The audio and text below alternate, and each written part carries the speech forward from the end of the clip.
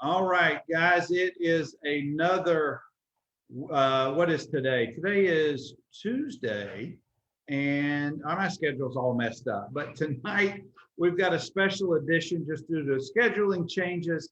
I want to welcome everybody to another episode of Conversations with Commodores. And guys, I am so pleased for my guests. I hope you guys recognize them from back during when I was at school. Rusty is just a little bit older and now out on his own, but I've got, of course, Coach Mark Bradley and Coach Rusty Bradley. Welcome, fellas. I'm so glad y'all are here with me tonight. It's a thrill to be here, Bernard. Absolutely. Thank you. Well, no, it really is my pleasure. And I've got a laundry list of folks who I want to have conversations with in the upcoming days, weeks, and months. And the two of y'all were toward the top of that list. So as we go through tonight, when folks roll through, I'll let you know who shows up. In fact, our first one, we got Wade Pretty is showing up. Hey, Wade, good to see you, bud. Wade was a manager back in the day. And during Coach Bradley's, probably just the second time that you were there. But for those of you who don't know what the Bradleys are doing right now, Rusty, let's start with you real quick. Where are you guys both coaching and living? And tell us a little bit about your current family and stuff. Right now, we're both at Webb School of Knoxville in Knoxville, Tennessee, entering our first year. I'm the offensive coordinator, and Dad's coaching the offensive line. Dad, I've been coaching in high school since 2005, and Dad's been with me actually since 2003. Dad's been with me since 2005.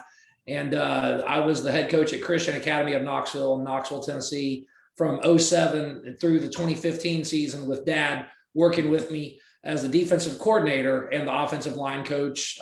Then I was out at University School of Jackson as the head coach there for 1 year in 2016. And then the last 4 years was the head coach at Grace Christian Academy here in Knoxville. And so this year I'm entering my first year as the offensive coordinator at Webb, and Dad's been with me the whole time. It's been a blast, to say the least. And the thing that I still can't figure out is how I ever let him talk me into being a defensive coordinator and an offensive line coach. Well, I think I have a sneaky suspicion how and why.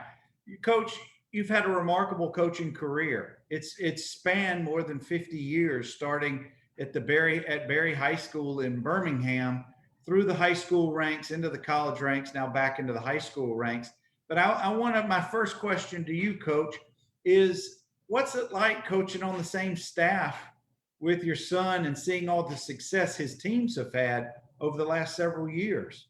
Well, it's since 2005, especially since, excuse me, my voice is a little raspy I had surgery Thursday, so my voice kind of comes and goes. But since 2007, when I became the head coach, that's been the most enjoyable years of my coaching career. Really has. This guy is, and I know some great offensive coaches. Been blessed to be around some great offensive coaches. This is the best offensive coach that I know.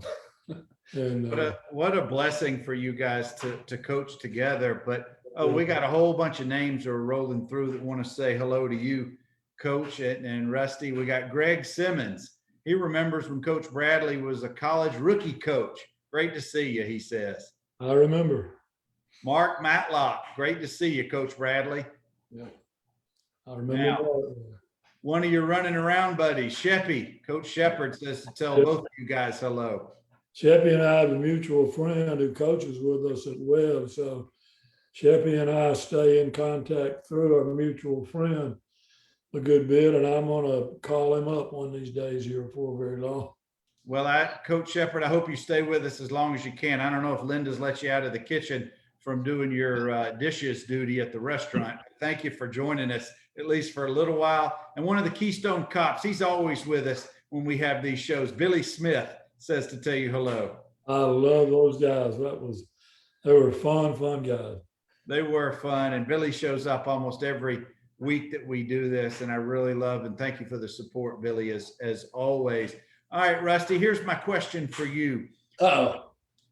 I was at Vanderbilt from the fall of '86 to the spring of '90.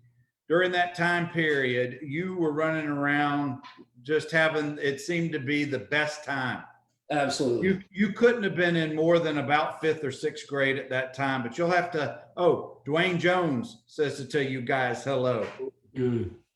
Rusty, what was it like growing up on the sidelines, running around McGugin, the practice fields, and on the sidelines of SEC games, running the footballs in and out? That was honestly what made me want to get into coaching. Obviously, the whole time, my whole life, my dad's been a coach.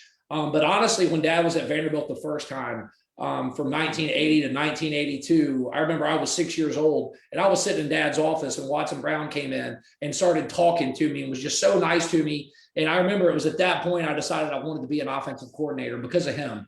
And that was back in, I think, 1981, I believe.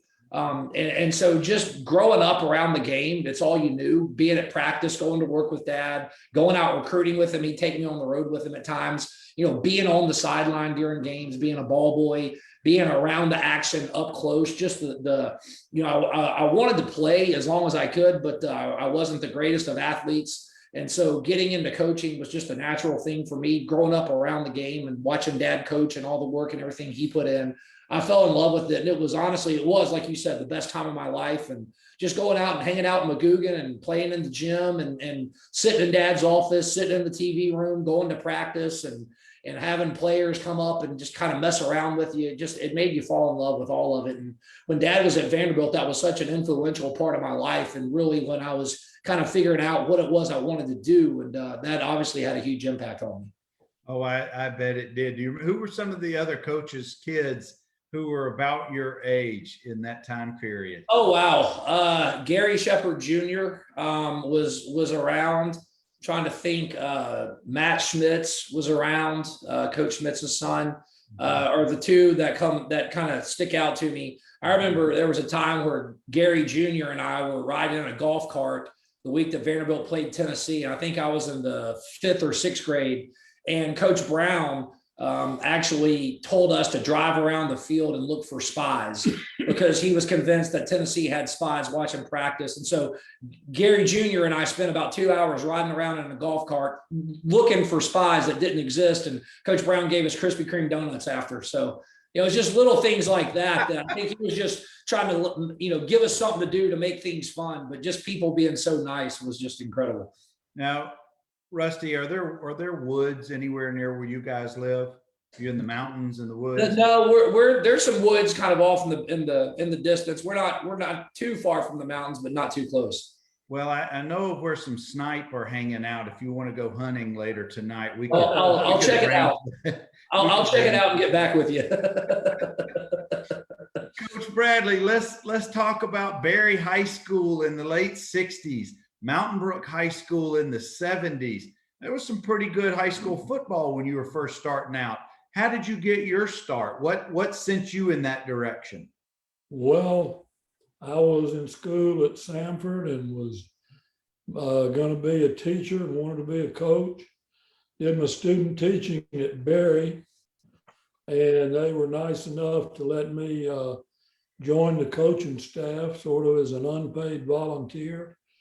And I drove a school bus and taught 5 history classes and coached the JV team.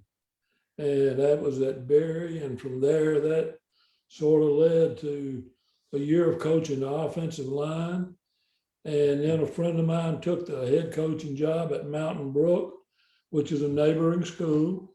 Mm-hmm. And one of the greatest thrills of my life, we went to Mountain Brook and they had never been a great team at all, a middle of the road, 5-5 kind of team. First year, and Robert Higginbotham was the head coach. First year we were there, we went 1-9. In the opening game, we lost to the defending state champions 6-0. And I was just down in the dumps. And next week, we came back and played terribly, and we won 13-7. And I was moping around after the game because we didn't play very well. And one of the dads said, listen, when you win, you better be happy because it might be the only game you win. Sure enough, it was the only game that we won.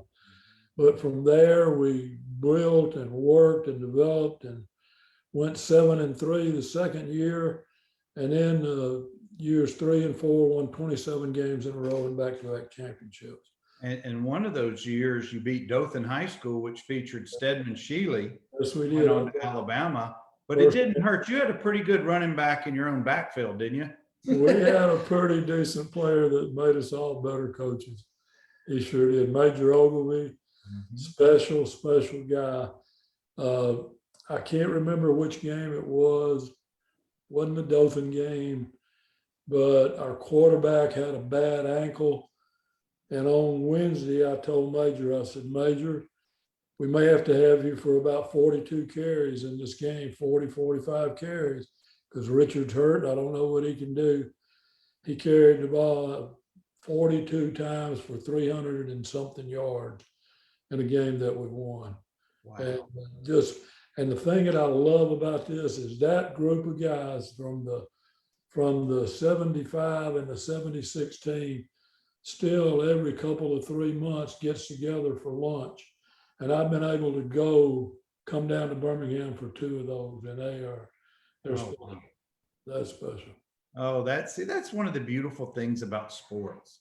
You know, it takes you a certain team in a certain year will take you right back to that time period. And I'm sure you guys have certain memories that you all share. Some of them may actually be the truth or what has now become the truth in your minds. But Coach, I know you took that and went to a couple more years in the high school ranks, but then Vanderbilt 1980 was your first season. How'd you end up in Nashville? I'm sorry. How'd you end up in Nashville? Well, interesting thing, when I was at Mountain Brook, there was a guy named Hootie Ingram who was associate commissioner of the Southeastern Conference. And his son went to Mountain Brook and didn't play football, played golf, great guy. And I got to be good friends with his son and got to be friends with Hootie. And after the 1979 season, I knew I wanted to get into college coaching. And so I came into Birmingham and went to see Hootie at the SEC offices. I said, look, here's what I would like to do. You think you could help? He said, let me make a couple of phone calls.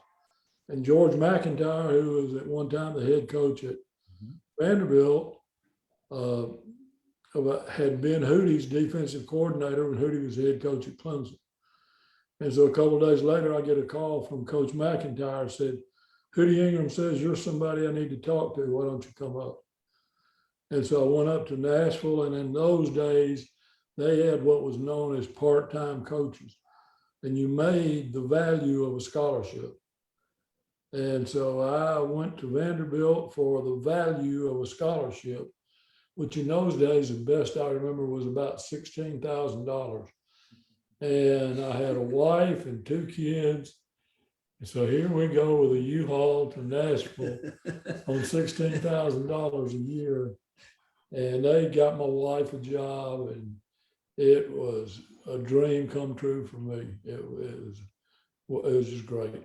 You know, it just shows, I think so much in life is not just what you know, it's a lot of times who you know. No question.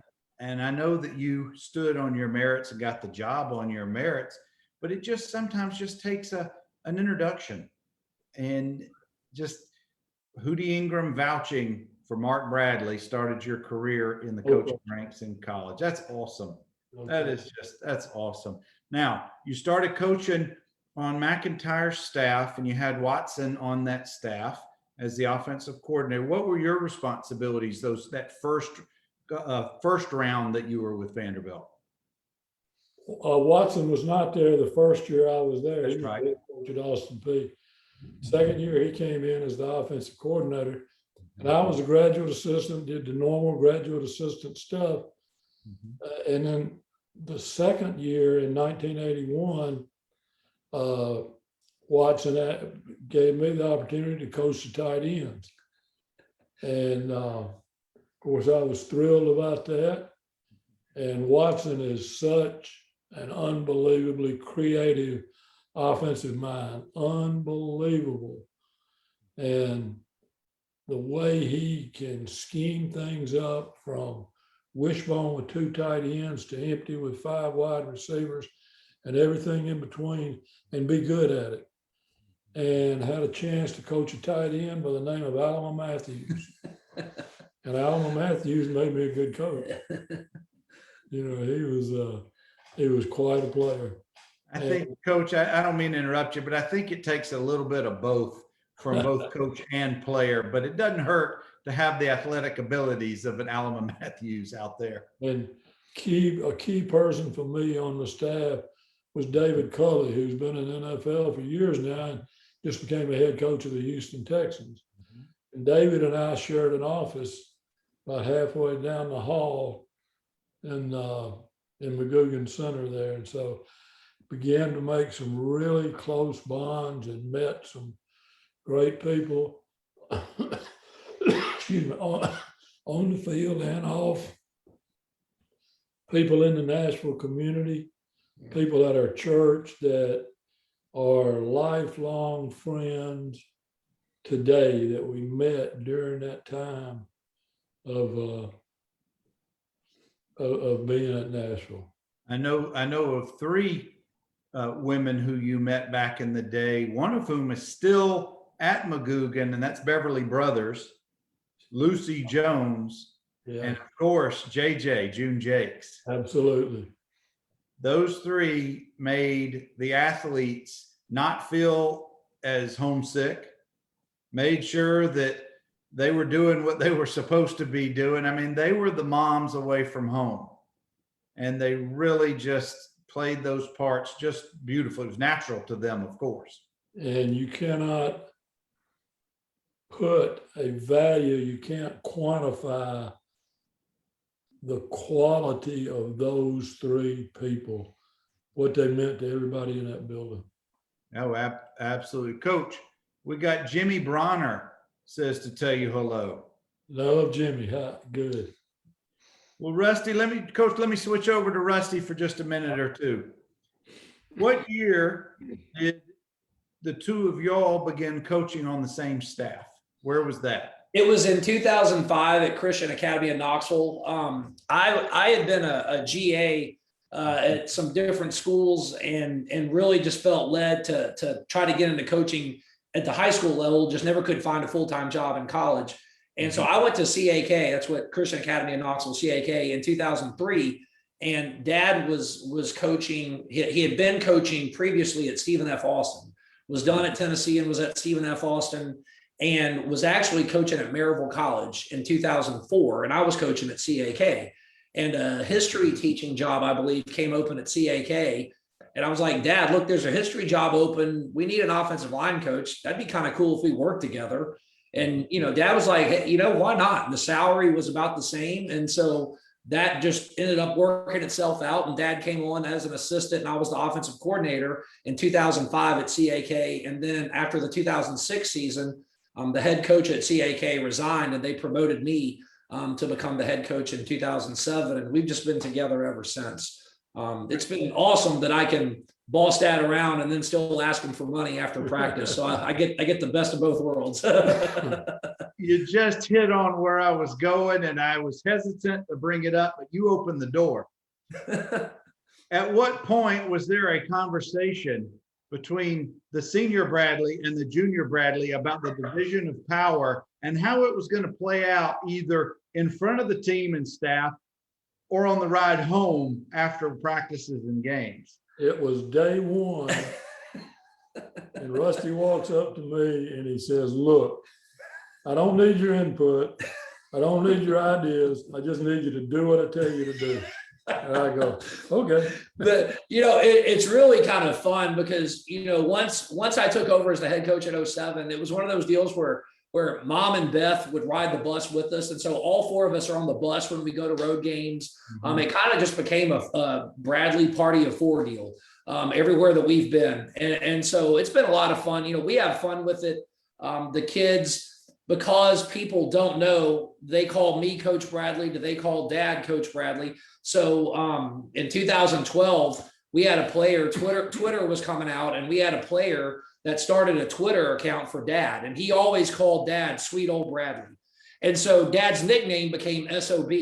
And so everybody just calls Dad SOB. So I'm Coach Bradley and he's SOB since 2012. So it's a lot of fun, and everybody just ends up, having fun with it. I can't call Coach Bradley anything but Coach Bradley. So I gotta stick with Coach Bradley, and no offense, you're rusty to me. Absolutely. You're like fourth, fifth grade rusty, but I'll come forward. That's just me. All right, guys, let's talk a little bit about you brought it up where I was going to go. It's a family affair. You guys, it's all the Bradleys are on board, but here's what I want to know.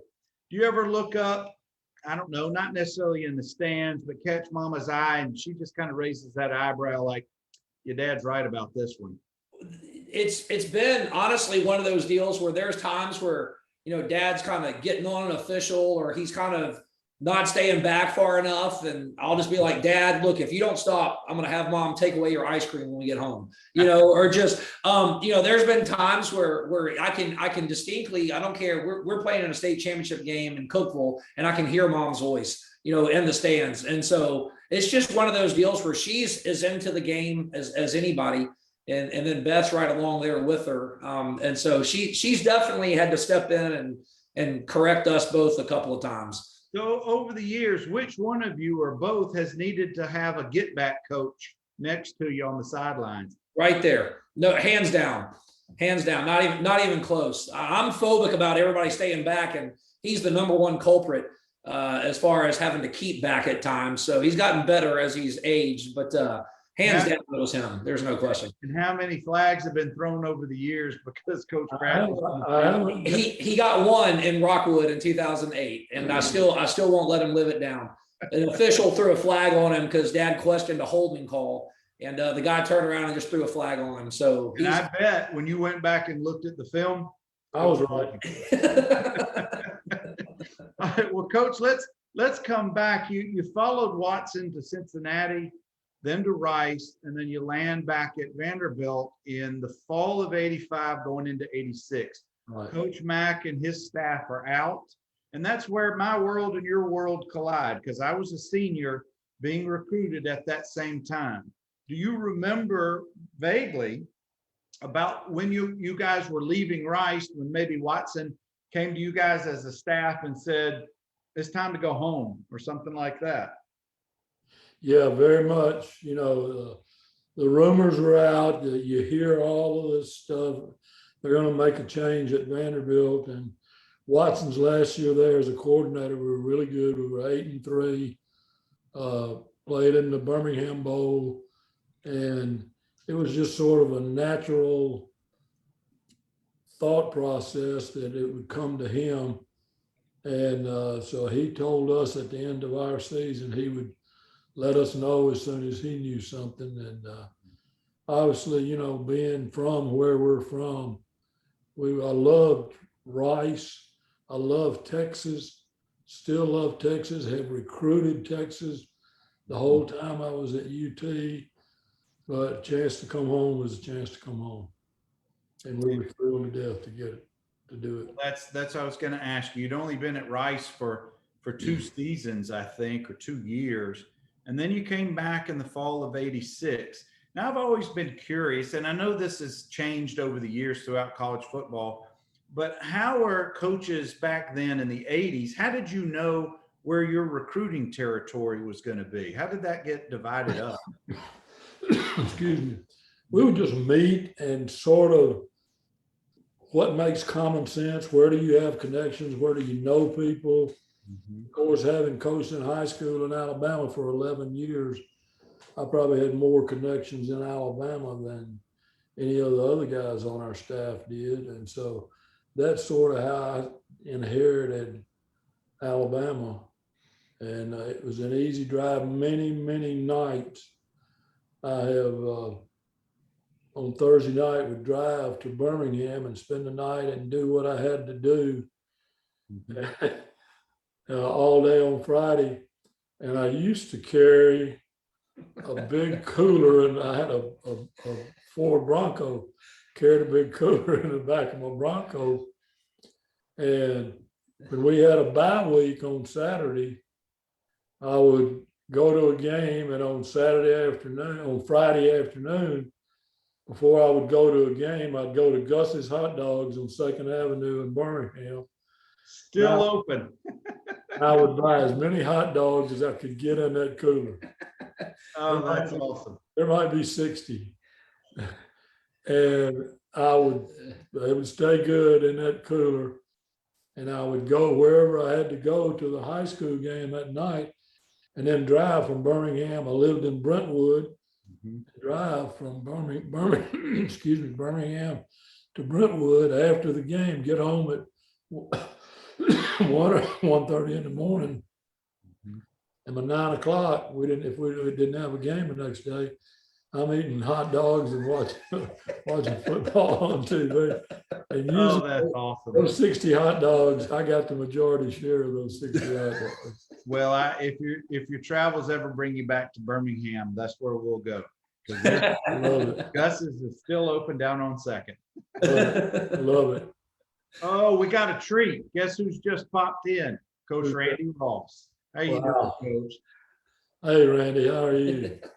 I'm so glad that Coach Ross has joined us. We got, of course, coaches Mark Bradley and Rusty Bradley, and we're talking about Gus's Hot Dogs back in the day, and that's so great. Now, I just want to jump forward a little bit. I know you've been out of the college game and recruiting for a number of years, but with the advent of social media and technology and the internet, I would assume that recruiting has changed completely. I don't know if necessarily always for the better, but you were last coaching in college in 2004. By that time, had recruiting changed? And very much. As non-technological as I am, I'm being kind to myself when I say that. I'm a complete knucklehead. But I would struggle doing the technology-based things that they do now with recruiting and the way you stay in contact with kids and get to know kids. And it appears to me as an outsider that me coming to your house and developing a one-on-one relationship with you and your mom and your dad, that doesn't happen anymore. I tell a quick recruiting story. I can't remember the year, but I was recruiting a guy from Bessemer High School.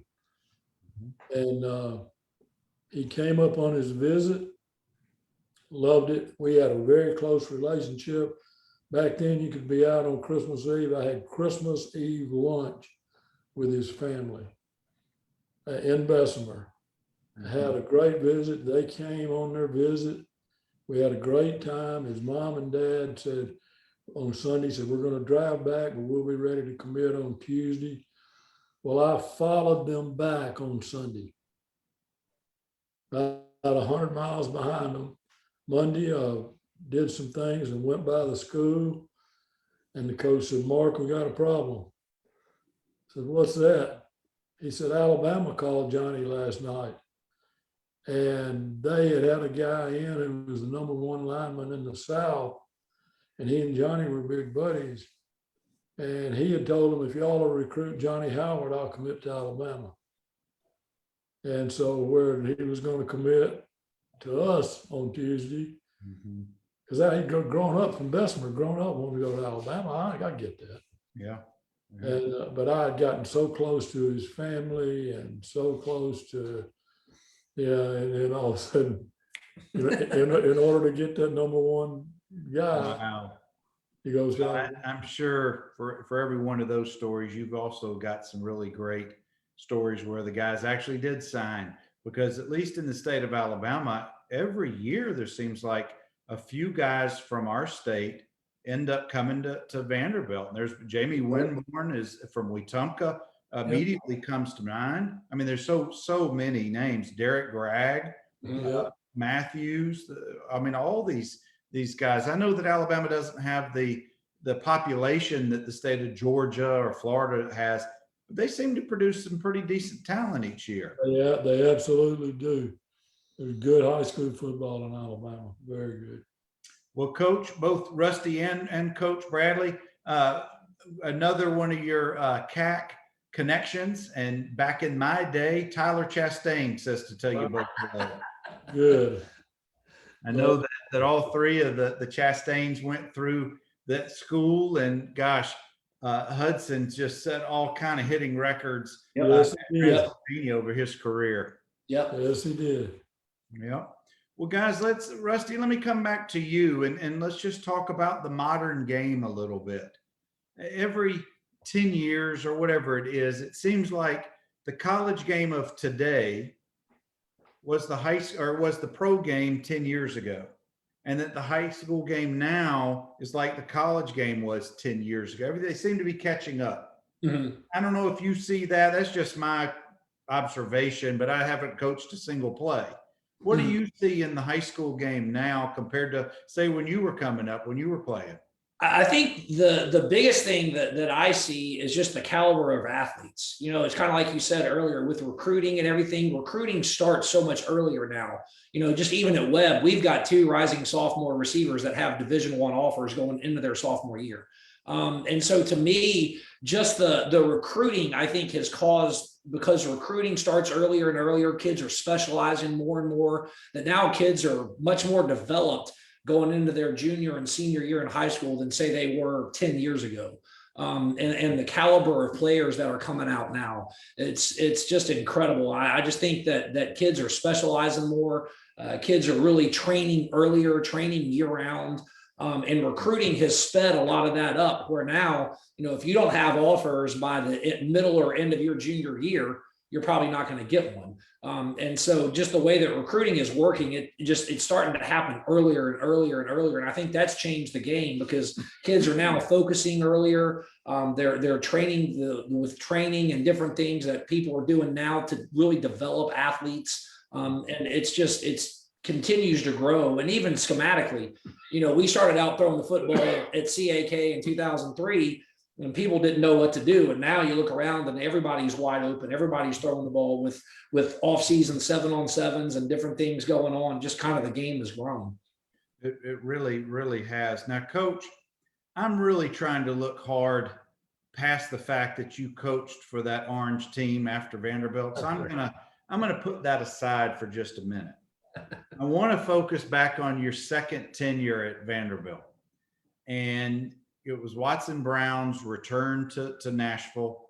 Obviously, everybody knew him from being the quarterback that beat Bama in '69. He was a very special talent, but unfortunately he was hurt. And I want to talk about, what was it like? You guys were ready, you said, to come back to Nashville, but what was it like on your return visit? Was it exciting? Was it I guess describe it a little bit. Yeah, it was exciting. The expectations were high. You know, Watson had done a great job as a coordinator there in '81 and '82. And we knew that the talent was probably not where we needed it to be overall compared to who we were going to be playing.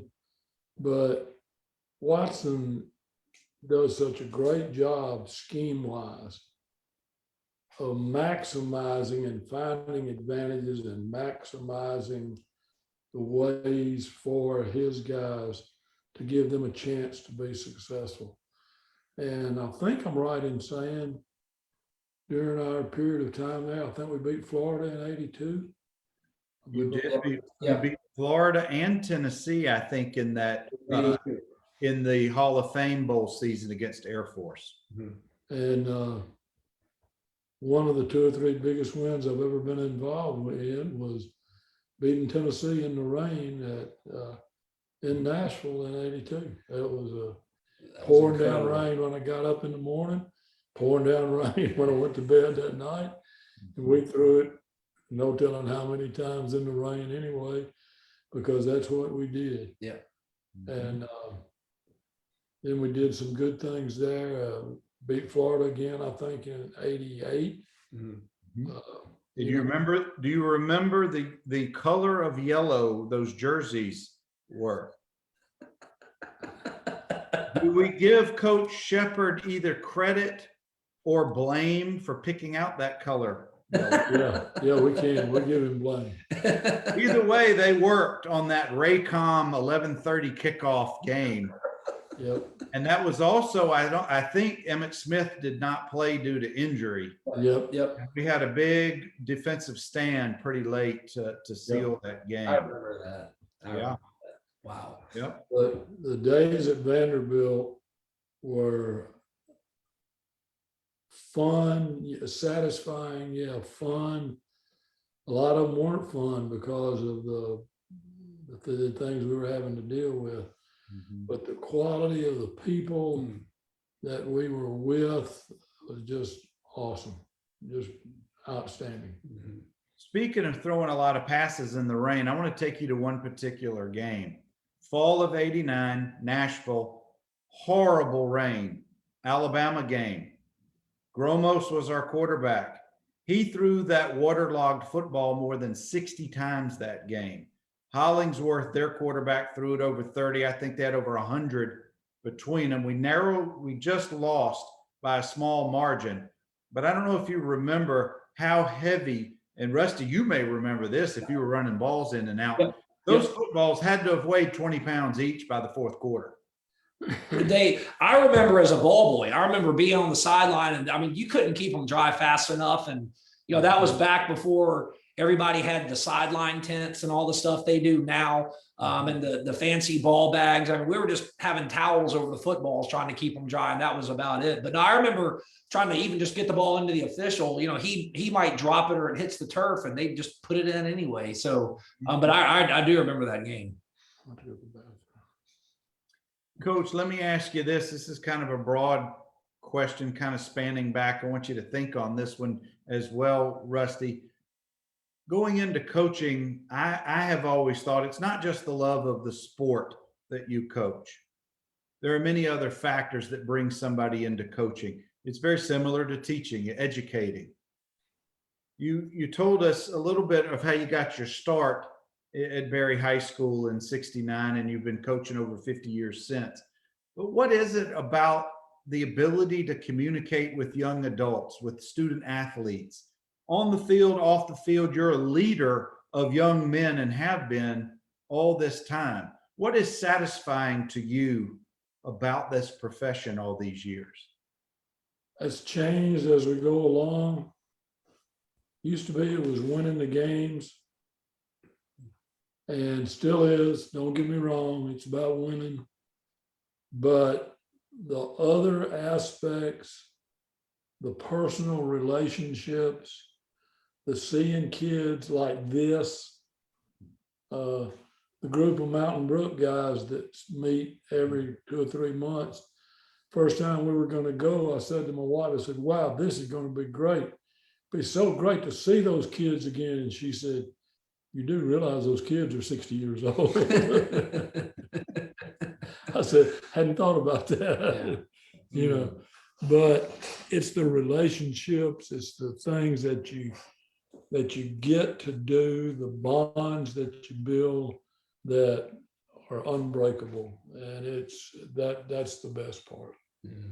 Yeah.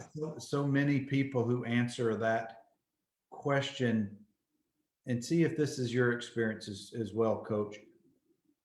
It's not always what happens on the field. In fact, it rarely is what happens on the field. Right. It's that time off a field. It's the impact that you have on others and that others have on you. No question. Absolutely. All right, Rusty, a little less serious question for you. You don't have as many years. What's your dad's strength as a coach? I think his ability to communicate and to it's like he said, the thing that I was so impressed about when Dad was at Vanderbilt was watching them, and with Coach Brown at Rice and Cincinnati, maximize his talent. And, I see Dad able to do that. And one of the reasons when I went to CAK, we threw the football so much is we were outmanned up front. And we were, we had 170-pound center and just we were not very big up front. And watching Dad be able to take kids that at most schools would not be good enough to play, and we find a way to get snaps out of them and for them to be major contributors. That's to me his biggest asset. And I think, that stems from what he did at Vanderbilt and Rice when you're not necessarily as talented as your opponent, but you got to compete with them. And watching Coach Brown do that was honestly what inspired me to be a coach, and the detail that he coached with was something that I see in Dad and something I've tried to pattern myself after. Oh, what a great person and coach to have there to pattern. Coach, what's Rusty's strength as a coach? He is the most attention to detail oriented, OCD to the max. I say it's CDO, that way it's alphabetical. There you go. Person that I know. He is not a good offensive coach. He's a great offensive coach. Sees things. I'll say this. In my career, there have been 3 people that I've worked with that could watch a play on film, on the screen, one time and tell you what all 22 people did. One is Larry Lacewell, that coached for so long at Oklahoma and with us at Tennessee and was with the Cowboys for all those years. Second one is Watson Brown. Third one is this guy. I can't do that. I got to watch it about 6 times.